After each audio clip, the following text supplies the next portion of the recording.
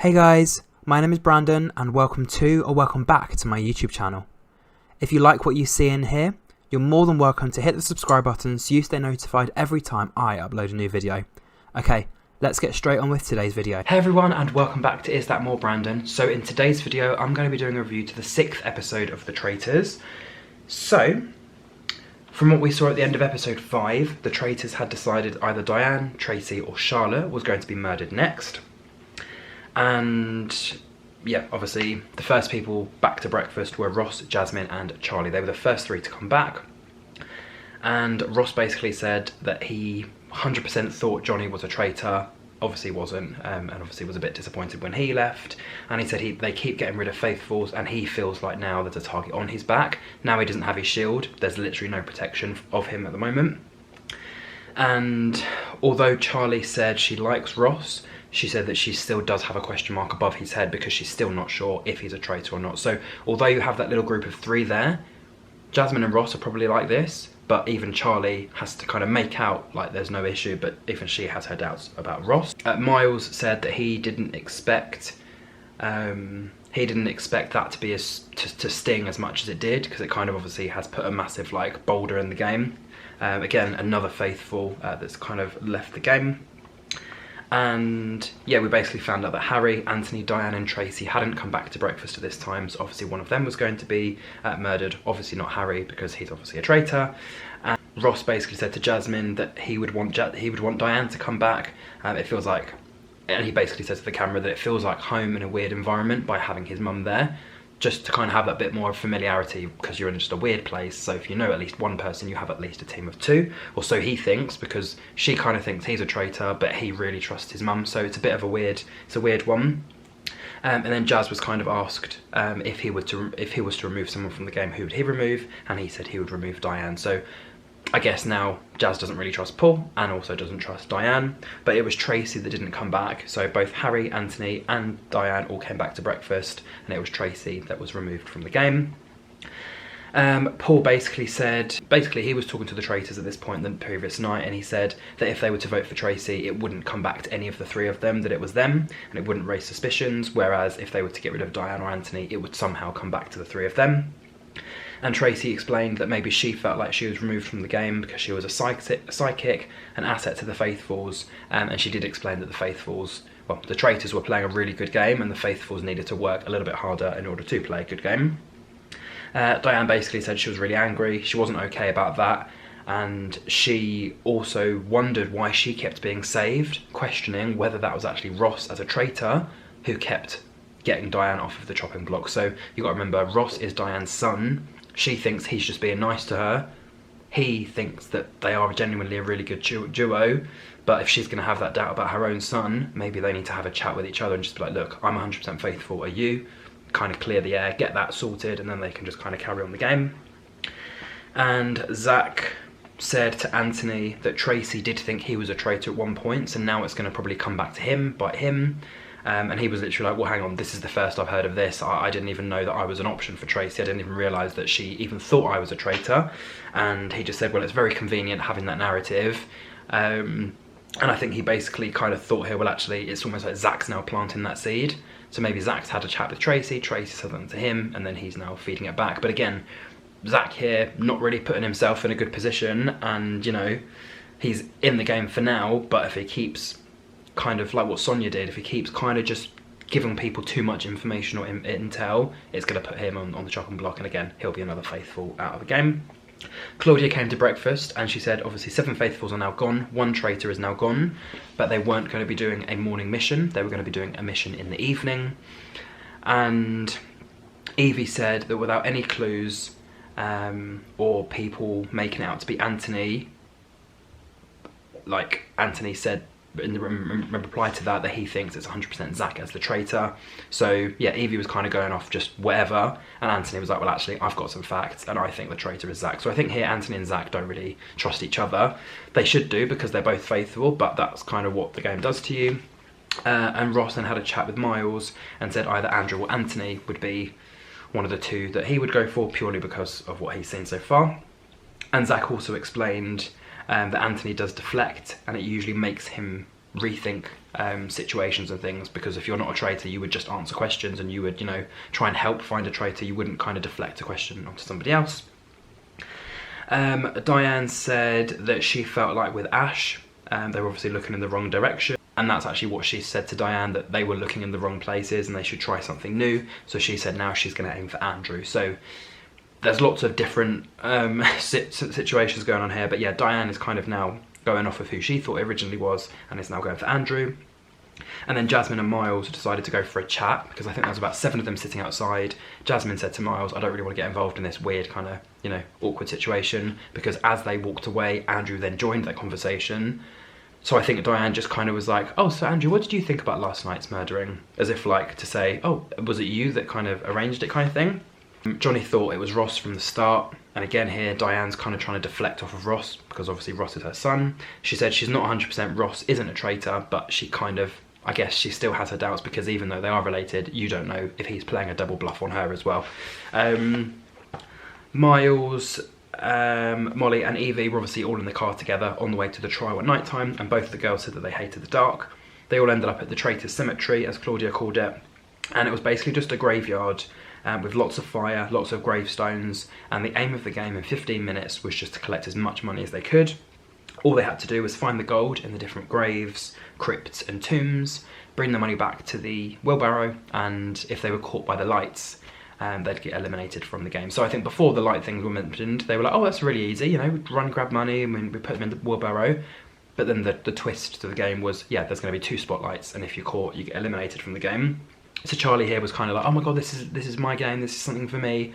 And then Claudia mentioned lights, and obviously she's not the best runner, she basically said, or she's not as athletic as some of the other characters. So yeah, that kind of made it a little bit more difficult for her, and literally within 5 seconds she got caught by the spotlight, so she was eliminated. And then yeah, in some of the tombs and the graves there obviously would be no money. In some of them there'd be a lot of money, and in one of the graves there would be a shield, and that would obviously protect them from murder in the evening.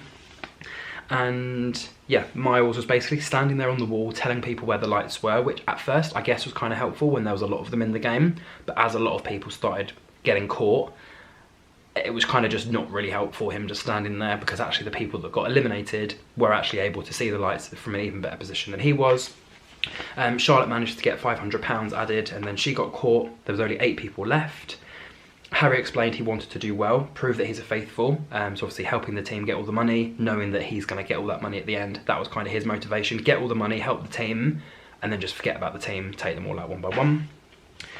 Miles basically didn't want to get his hands dirty, and that's kind of what Harry's story was. He kind of was just like, well, it just looked like Miles was being lazy. Again, Paul said the same thing. I think he was talking to Charlotte, and he basically was like, look, he just kind of wants to sit back and tell the group what to do. It almost looks like he doesn't want to get involved. Jasmine explained that out of all of the missions so far, it was the most technically difficult. She did manage to get a shield, but obviously that wasn't revealed until the end of the game. Molly explained that Diane was good, like she was incredible. She was almost as good as a bank robber with the amount of gold that she was getting, and Ross recognised that it was his mum because of the way that she just had gazelle run with her little flicky hair, so he knew she was very good, and she was literally running around so quick, grabbing all the money and all that sort of stuff. Evie, Miles and Harry all got caught, and then I think Diane got caught, and Anthony and Zach were actually the final 2 in the game, probably the 2 most athletic in that group. And in total, the team managed to add an extra £7,250 to the prize pot. They obviously revealed that Jasmine got the shield. Charlotte explained that Jasmine deserved the shield. And then, yeah, Andrew, Anthony, Harry and Paul were all discussing on the way back that Miles was just kind of sitting on the wall, not really helping out the team, so it's not really a team player kind of thing. But again, I think Harry and Paul were kind of stirring that conversation because they don't want to have the target on them. They need to get it away from Paul as quickly as possible. So who else can they go for apart from the now weakest traitor out of the final 3? Ross said to Harry that him and Diane are good, were good in that game, and Anthony said that he's going to come down with a name, he's going to come down with a name with facts, and he's just going to go for Zach again. So the fact that he's kind of now in Anthony's mouth, and I guess some of the others don't 100% think Zach is not a traitor, he potentially could be in trouble.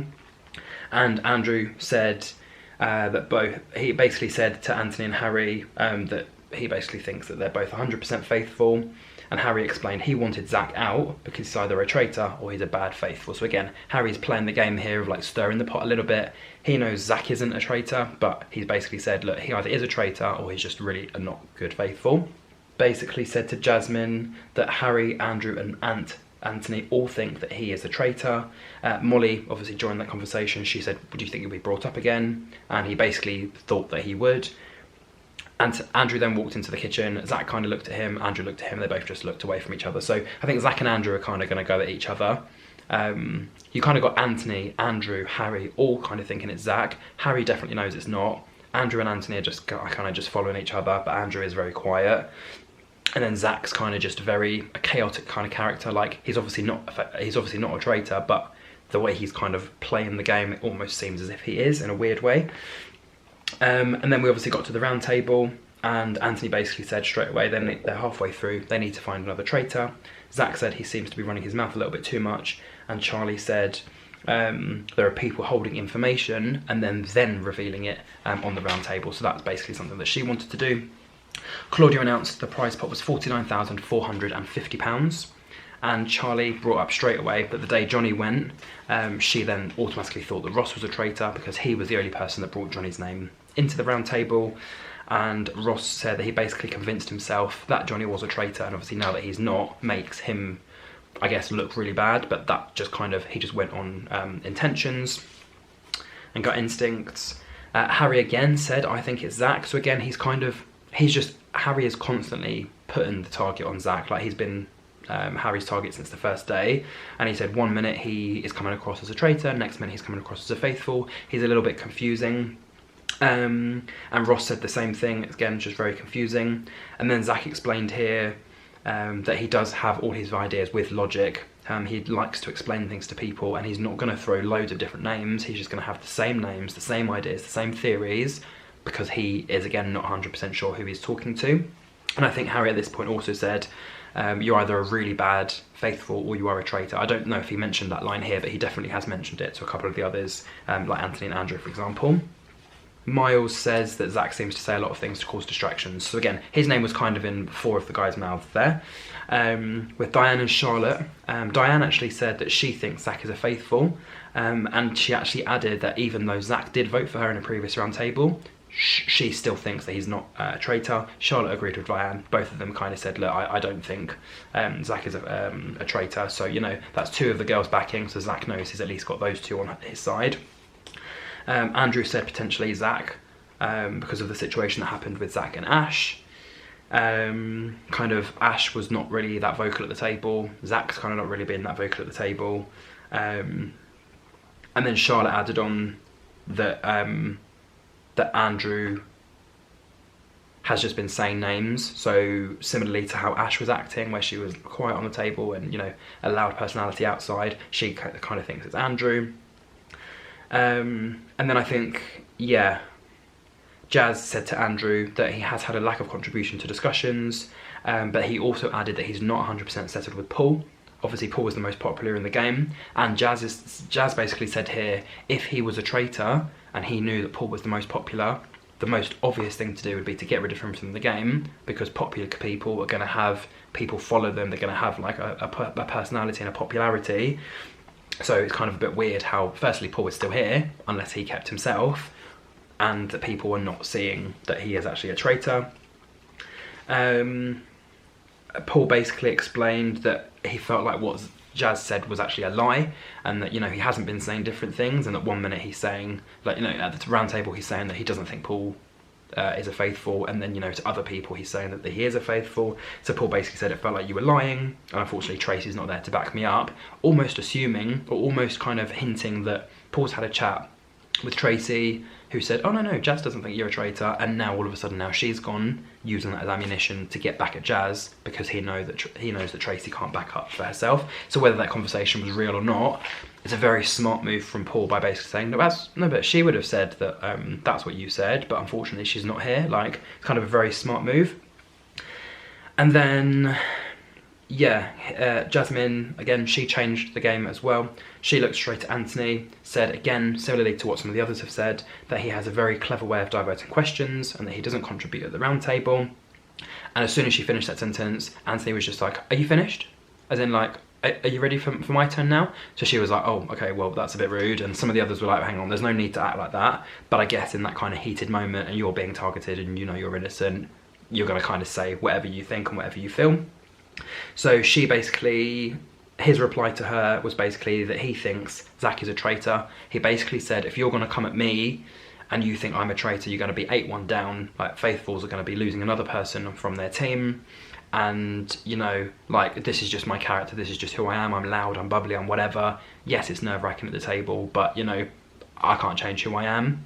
I'm not quiet. And he basically said that there are people who haven't even spoken at the round table yet, who are kind of just sitting there in the back, waiting for others to do all the hard work for them. But again, there are also some people who maybe are not as confident as others, or maybe feel like their voice won't be heard if it's just kind of them with an opinion. So I think like Evie, Molly, I think a couple of the other, like even Jazz, for example, he was kind of sitting back a little bit. So there are some of them who are not as vocal. It doesn't mean they're not valid members of the game. It just means that's not their type of personality. And then, yeah, Anthony basically said, yeah, if you vote for me, you'll be 8-1 down. And Evie basically said that she does agree with Jasmine that, you know, Anthony potentially could be a traitor. And Harry also said, Anthony is a hard person to understand, and if we lose him, that is a massive loss to the game. So he's basically said, look, I don't think Anthony is a traitor. I just think he's a bit of a complicated person, and we need to not waste our vote on him, because again, if he goes, that's another innocent person that we've lost from the game. When it came to the votes, Jazz and Ross only got 1 vote each. Andrew got 2, Zach got 3, but it was Anthony who got 7 votes, so he was banished. It was also revealed that he was a faithful, and just before it was revealed, he basically said, look around you and see the fog, look at things that obviously don't look clear or that don't look right, and take those people out of the game before they take you out of the game. Harry basically said he didn't feel like he was part of the team anymore because he's now lost another one. He's lost 2 of the boys that he was kind of closest to. Zach explained he's annoyed another one has gone, and Charlie said that it was really, really annoying banishing good people from the game, with Diane adding, someone's playing a very good game. Paul and Jazz had a quick chat, so I think Paul wanted to just make sure that Jazz was actually on side, because again, he's kind of saying one thing to some people and one thing to someone else, and he said that he thought the situation with Jazz was dropped once they were in the kitchen, but then Jazz has gone to go and talk to Harry that he still thinks Paul is a traitor. Harry's then gone back to Paul with that information, and then Paul's actually then explained that to Jazz, so it's kind of got back round to him, and he basically said, I want us to be tight. Jazz then said, well, actually it's a little bit dodgy from Paul, because why would Harry tell Paul about something privately that they had said? Why would Paul then take that why would Harry then share that information with Paul, and then why would Paul bring the information back to him? He said, I didn't want to bring him up at the round table, and he was also told to not share that at the round table. So why would Harry have that information and then just not share it? Like, is there something weird going on between Paul and Harry or whatever? And he said, I've still got my eyes on him. And then I think they were having a little chat, and yeah, Diane was basically like, right, do you think he's a traitor? Like, Paul to Jazz, do you think Jazz is a traitor? No. Jazz, do you think Paul's a traitor? Looked at him as if like to say potentially, but said no. And then Jasmine, I think, asked him what he wanted to do with the money, and then this was kind of like the Jazz show. He basically explained he wanted to rebuild his family. So he was sitting in there, and actually there were no traitors in this room. So it was Jazz, Andrew, Jasmine, Evie, Diane, Ross, Charlie, Charlotte, and Zach. All of them faithfuls. And he basically explained that he wanted to rebuild his entire family because something recently has happened to him. Basically what happened was Jazz's dad had actually had a secret family. So another partner, other kids, he was actually a granddad, and he basically was a traitor to Jazz and his family. So he kind of didn't realise this, and at a young age, that's when it happened, and it's obviously affected him growing up. And Charlotte basically explained that all of them have had something that's happened to them kind of in common, so it hasn't necessarily been the same thing that's happened to all of them, but they've all had something bad happen, and that's what's brought all of them, I guess, together or a little bit closer. And Charlie basically said, well, if you do go today, it definitely shows great courage from what you said. So I think at this point Jazz was like, look guys, if I do get eliminated, or if I do get, you know, chopped, at at least you know my story now and you kind of understand where I'm coming from, and that, you know, I'm not a traitor. I couldn't be a traitor because I've gone through so much bad stuff already. I just want to do something good and, you know, win the money for my family, which most of them want to do anyway. Most of them are there to get money for themselves or their charity or whatever. So, you know, they're all in there for their own reasons, which is nice. And then we saw Harry, Miles and Paul, 3 traitors, all get a letter. At first it was just Harry. So at first it was just Harry that got a letter. And I was a bit like, oh, okay, so Harry's got a letter. And then all 3 of them got one. I was like, okay, that makes sense. The traitors have all been given a game to play. What they had to do, similarly to the last season, was they had to murder in plain sight. So there were 3 books in the bookshelf: Hamlet, Othello, Macbeth. And there was also a chalice in one of the books. Whoever's lips touched the cup first would be murdered. Obviously it couldn't be a traitor. Traitors can't murder traitors. And at this point I still didn't even know who their plan was going to be. Miles said that they definitely needed to have a conversation for sure, and it was a little bit too obvious for them to have a conversation as a 3. So I think Paul was having a conversation with about 3 or 4 other people. Miles came into the kitchen and was just like, oh, it's a little bit hot in here. And then Paul wanted to go and get a beer. So they both went out secretly, were able to go outside. Harry kind of just joined them. I'm not sure how he knew they were even outside, unless they'd already discussed that before. And then they basically agreed that they should pick someone who's on their own. So someone who doesn't really have a team, someone who doesn't have any alliances, someone who will go and it doesn't seem like anything's a problem. But then also at this point, I think they're all kind of thinking here, Diane, who actually, even as viewers, we think she's on her own. But little do the traitors know, she's got her son in there who they're on good terms with. So it's 3 against 2. So if they take Diane out, then Ross will clock on and then Ross will do the dirty for Diane, obviously, because she won't be in the game anymore. But at this point, I still didn't know who they were after. Miles explained that what they should try and do is he pours a beer and he has to try and hand it to the person. Zach actually at this point nearly walked outside and then kind of just turned back round because he was trying to look for people, and he basically looked around and said, well, there's a few people missing and there's 4 rooms that are empty. And Ross actually shouted out, where's Paul? And then, yeah, basically Miles was going to pour a drink. He was going to pass the said drink to Harry.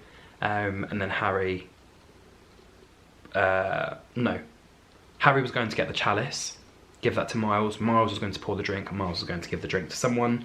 And then Paul was just going to go and chat to some of the others to make it look a little bit less awkward. Basically, it took them quite a long time to actually find the book. So at first it was Harry and Miles having a look, and then Harry couldn't find it, so he grabbed Paul. And then I think, he was going to try and get Paul, but I think Miles went to go and get Paul. He basically was like, oh, where did you put my water bottle? And then Paul was like, where did you put my water bottle? So both, I don't know, I think there was a bit of a miscommunication there. So Miles said, where's my water bottle? And then Paul said, well, where's my water bottle? And then they both kind of went to look. So I wouldn't say it was suspicious, but I guess for someone that's maybe literate, they would have picked up on, well, hang on, you're looking for your bottle, you're looking for your bottle. But that doesn't make any sense. Why would you both go and look for each other's bottles at the same time? It's a bit strange. And every so often you saw people walk past. So at first it was Molly and Zach. Didn't clock anything, kind of just walked straight past the room. And they basically both said it's the hardest thing in the world to do what they're about to do.